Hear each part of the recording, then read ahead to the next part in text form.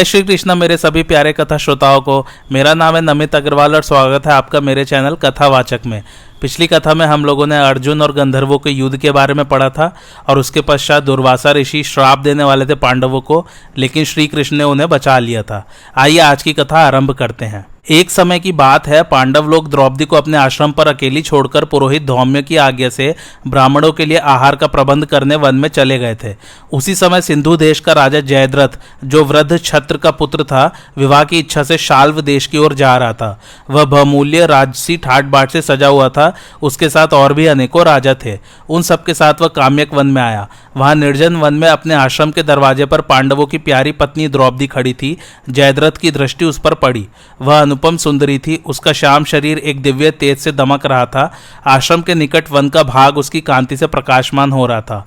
जयद्रथ के साथियों ने उस अनिंद्य सुंदरी की ओर देखकर हाथ जोड़ लिए और मन ही मन तर्क वितर्क करने लगे। यह कोई अप्सरा है या देव कन्या है अथवा देवताओं की रची हुई माया है।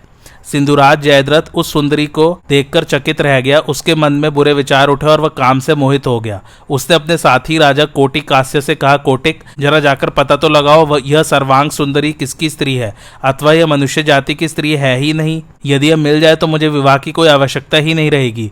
पूछो तो यह किसकी है, कहाँ से आई है और इस कंटीले जंगल में किस उद्देश्य से इसका आना हुआ है। क्या यह मेरी सेवा स्वीकार करेगी? इसे पाकर तो मैं कृतार्थ हो जाता। सिंधुराज के वचन सुनकर कोटिक रथ से नीचे उतर पड़ा और द्रौपदी के पास जाकर बोला, सुंदरी, कदम्ब की डाली झुकाकर इसके सहारे इस आश्रम पर अकेली खड़ी हुई तू कौन है? तुझे इस भयानक जंगल में डर नहीं लगता? क्या तू किसी देव, यक्ष या दानव की पत्नी है अथवा कोई श्रेष्ठ अप्सरा या नाग कन्या है?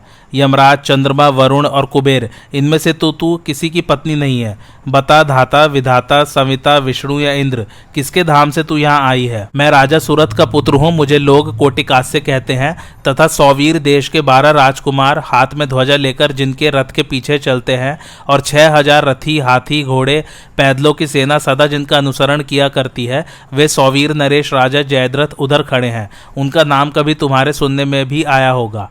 इनके साथ और भी कई राजा हैं। अपना परिचय तो हमने बताया, पर तेरे विषय में अभी हम अनभिज्ञ ही हैं। अतः बता, तू किसकी पत्नी है और किसकी सुपुत्री? कोटिकास्य के प्रश्न करने पर द्रौपदी ने एक बार धीरे से उसकी ओर देखा और कदम की डाली का सहारा छोड़कर अपनी रेशमी चादर संभालते हुए नीची दृष्टि करके कहा, राजकुमार, मैंने अपनी बुद्धि से विचार कर अच्छी तरह समझ लिया है कि मेरी जैसी स्त्री को तुमसे बातचीत करना उचित नहीं है, पर यहाँ इस समय दूसरा कोई पुरुष या स्त्री मौजूद नहीं है जो तुम्हारी बात का जवाब दे सके, इसलिए बोलना पड़ा है। मैं अपने पातिव्रत धर्म का पालन करने वाली स्त्री हूँ, सो भी इस समय अकेली हूँ। इस वन में अकेले तुम्हारे साथ कैसे बात कर सकती हूँ? परंतु मैं तुम्हें पहले से ही जानती हूँ कि तुम राजा सूरत के पुत्र हो और तुम्हारा कोटिकास्य नाम है, इसलिए तुमसे अपने बंधु और विख्यात वंश का परिचय दे रही हूँ। मैं राजा द्रुपद की पुत्री हूँ। मेरा नाम कृष्णा है। 5 पांडवों के साथ मेरा विवाह हुआ है। वे इंद्रप्रस्थ के रहने वाले हैं। उनका नाम भी तुमने सुना होगा। अब तुम सब लोग अपने वाहन खोलकर यहाँ उतरो। पांडवों का आतिथ्य स्वीकार कर फिर अपने अभीष्ट स्थान को चले जाना। उनके आने का समय हो गया है। धर्मराज अतिथियों के बड़े भक्त हैं। आप लोगों को देखकर बहुत प्रसन्न होंगे। द्रौपदी कोटिकास्य से ऐसा कहकर अपनी पर्णकुटी में चली गई। उसका उन लोगों पर विश्वास हो गया था, अतः उनके अतिथि सत्कार की तैयारी में लग गई। कोटिकास्य राजाओं के पास गया और द्रौपदी के साथ जो कुछ बात हुई थी वो सब कह सुनाई। उसकी बात सुनकर दुष्ट जयद्रथ ने कहा, मैं स्वयं जाकर द्रौपदी को देखता हूँ।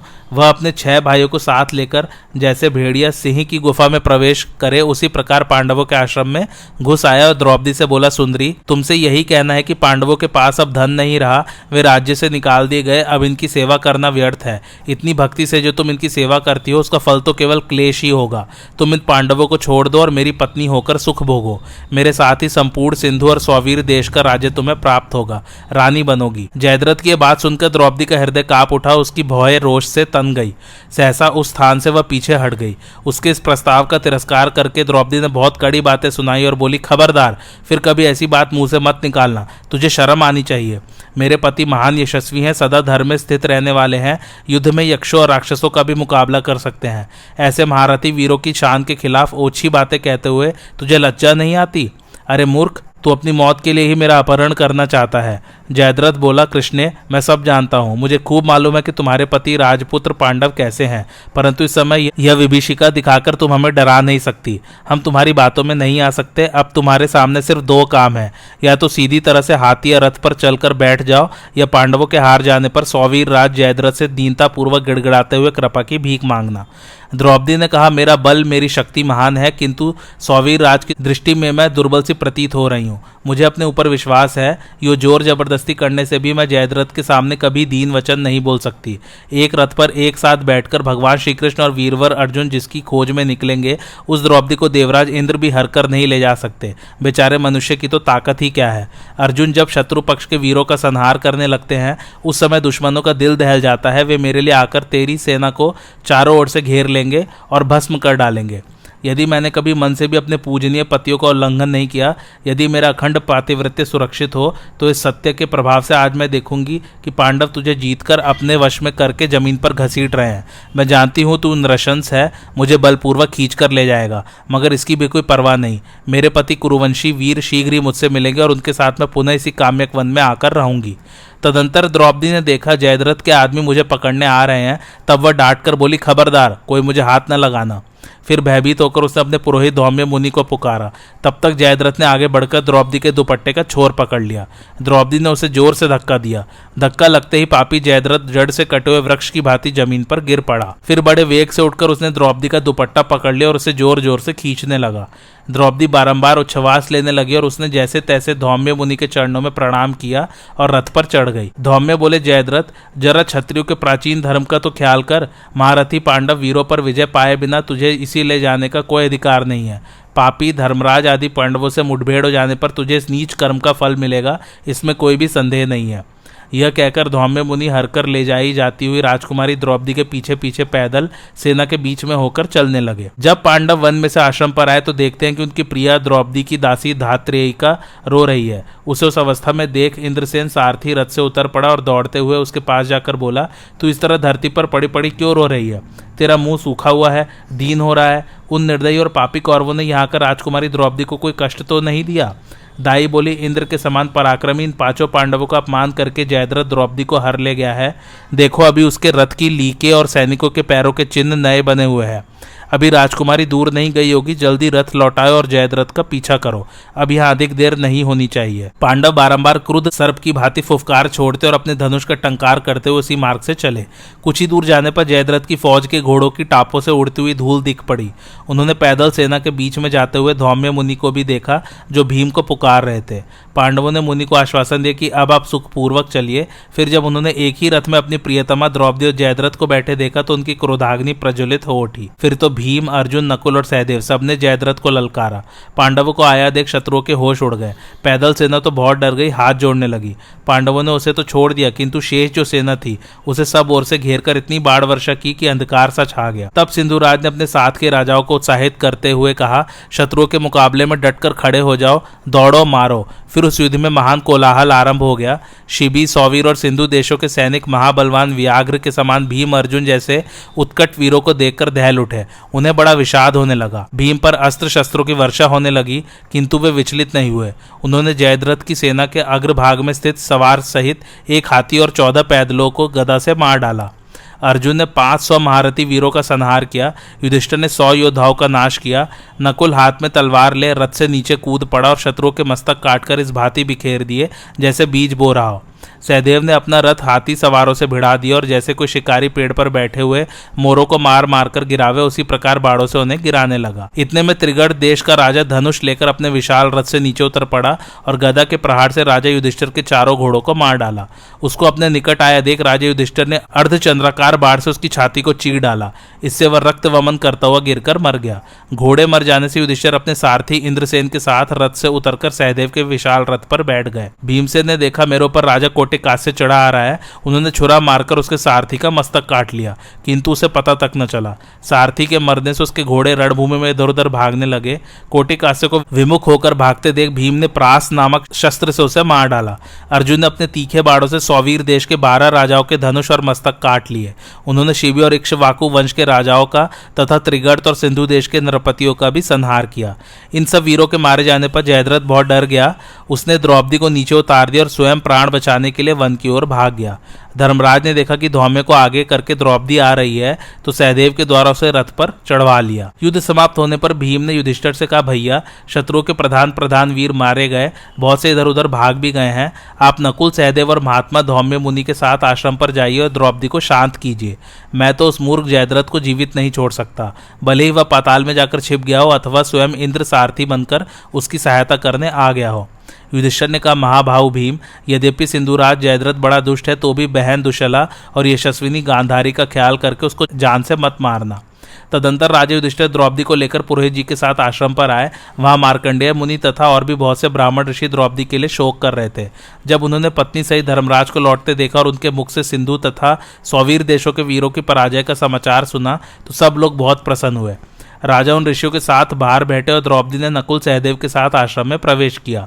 इधर भीम और अर्जुन को यह पता मिला कि जयद्रथ एक कोस आगे निकल गया है, तब वे अपने ही हाथों से घोड़ों को हाँकते हुए बड़े वेग से दौड़े। यहाँ अर्जुन ने एक अद्भुत पराक्रम दिखाया। यद्यपि जयद्रथ 2 मील आगे था, तो भी उन्होंने अभिमंत्रित किए हुए बाढ़ चलाकर उसके घोड़ों को मार डाला। घोड़ों के मरने से जयद्रथ बहुत दुखी हुआ और अर्जुन को ऐसा अद्भुत पराक्रम करते देख उसने भाग जाने में ही अपना उत्साह दिखाया। वह वन की ओर दौड़ने लगा। अर्जुन ने देखा जयद्रथ तो अब भागने में ही अपना पराक्रम दिखा रहा है, तो उन्होंने उसका पीछा करते हुए कहा, राजकुमार लौटो लौटो, तुम्हारा भागना उचित नहीं है। कैसी बल पर पराई स्त्री को जबरदस्ती ले जाना चाहते थे? अरे अपने सेवकों को शत्रुओं के बीच में छोड़ कैसे भागे जा रहे हो? अर्जुन के इस प्रकार कहने पर भी सिंधुराज नहीं लौटा। तब महाबली भीम ने वेग से दौड़कर उसका पीछा किया और कहा, खड़ा रह खड़ा रह। अर्जुन को जयद्रथ पर दया आ गई। उन्होंने कहा, भैया उसे जान से न मारना। भीम और अर्जुन दोनों भाइयों को अपने वध के लिए तुले हुए देख जयद्रथ बहुत दुखी हुआ और घबराहट छोड़कर प्राण बचाने की इच्छा से बहुत तेजी से भागने लगा। उसे भागते देख भीम भी रथ से कूद पड़े और वेग पूर्वक दौड़कर उसकी चोटी पकड़ ली। फिर क्रोध में भरे हुए भीम ने उसे ऊपर उठाकर जमीन पर पटक दिया और खूब कचुमर निकाला। उन्होंने उसका सिर पकड़कर कई चपत लगाए। जब उसने पुनः उठने की कोशिश की तो उसके सिर पर लात जमा दी। वह बहुत रोने चिल्लाने लगा, तो भी भीमसेन दोनों घुटने टेककर उसकी छाती पर चढ़ गए और घूंसों से मारने लगे। इस प्रकार बड़े जोर की मार पड़ने से जयद्रथ उसकी पीड़ा सह न सका और अचेत हो गया। फिर भी भीम का क्रोध अभी शांत नहीं हुआ। तब अर्जुन ने उन्हें रोका और कहा, दुशला के वैधव्य का ख्याल करके महाराज ने जो आज्ञा दी थी उसका भी तो विचार कीजिए। भीमसेन ने कहा, इस नीच पापी ने क्लेश पाने के अयोग्य द्रौपदी को कष्ट पहुंचाया है, अतः मेरे हाथ से इसका जीवित रहना ठीक नहीं है। लेकिन क्या करूं, राजा युधिष्ठिर सदा ही दयालु बने रहते हैं और तुम भी नासमझी के कारण मेरे ऐसे कामों में बाधा पहुंचाया करते हो। ऐसा कहकर भीम ने जयद्रथ के लंबे लंबे बालों को अर्धचंद्राकार बाढ़ से मोड़कर 5 चोटियां रख दी और कटु वचनों से उसका तिरस्कार करते हुए कहा, अरे मूढ़, यदि तू जीवित रहना चाहता है तो मेरी बात सुन। तू राजाओं की सभा में सदा अपने को दास बताया कर। यह शर्त स्वीकार हो तो तुझे जीवनदान दे सकता हूँ। जयद्रथ ने स्वीकार किया। वह धूल में लथपथ और अचेत सा हो गया था। वह धरती पर से उठने की चेष्टा करने लगा।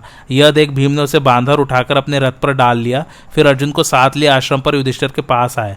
भीमसेन ने जयद्रथ को उसी अवस्था में धर्मराज के सामने पेश किया। वे हंस पड़े और कहा, अच्छा अब इसे छोड़ दो। भीम ने कहा, द्रौपदी से भी यह बात कह देनी चाहिए, अब यह पापी पांडवों का दास हो चुका है। उस समय द्रौपदी ने युधिष्ठिर की ओर देखकर भीमसेन से कहा, आपने इसका सिर मोड़कर 5 चोटियां रख दी है तथा यह महाराज की दास्ता भी स्वीकार कर चुका है, अतः अब इसे छोड़ देना चाहिए। जयद्रथ बंधन से मुक्त कर दिया गया। उसने विवल होकर राजा युधिष्ठिर को तथा वहां बैठे हुए सभी मुनियों को प्रणाम किया। दयालु राजा ने उसकी ओर देखकर कहा, जा, तुझे दास भाव से मुक्त कर दिया, फिर कभी ऐसा न करना। तू स्वयं तो नीच है ही, तेरे साथी भी वैसे ही नीच है। तूने पराई स्त्री को अपनाने की इच्छा की, धिक्कार है तुझे। भला तेरे सिवा दूसरा कौन मनुष्य इतना अधम होगा जो ऐसा खोटा कर्म करे। जयद्रथ जा, अब कभी पाप में मन न लगाना, अपने रथ घोड़े और पैदल सब साथ लिए जा। युधिष्ठिर के ऐसा कहने पर जयद्रथ बहुत लज्जित हुआ। वह चुपचाप नीचा मुंह किए चला गया। पांडवों से पराजित और अपमानित होने के कारण उसे महान दुख हुआ, अतः अपने निवास स्थान को न जाकर वह हरिद्वार चला गया। वहां भगवान शंकर की शरण होकर उसने बहुत कड़ी तपस्या की। शिवजी उस पर बहुत प्रसन्न हुए। उन्होंने प्रत्यक्ष प्रकट होकर उसकी पूजा स्वीकार की और स्वयं वर मांगने को कहा। जयद्रथ ने कहा, मैं युद्ध में रथ सहित 5 पांडवों को जीत लूं, यही वरदान दीजिए। भगवान शंकर बोले, ऐसा नहीं हो सकता। पांडवों को तो युद्ध में न कोई जीत सकता है और न ही मार सकता है। केवल एक दिन तुम अर्जुन को छोड़ शेष 4 पांडवों को युद्ध में पीछे हटा सकते हो। अर्जुन पर तुम्हारा वश इसलिए नहीं चलेगा कि वे देवताओं के स्वामी नर के अवतार हैं, जिन्होंने बद्रिकाश्रम में भगवान नारायण के साथ तपस्या की है। उन्हें तो सारा विश्व भी नहीं जीत सकता, देवताओं के लिए भी वो अजेय हैं।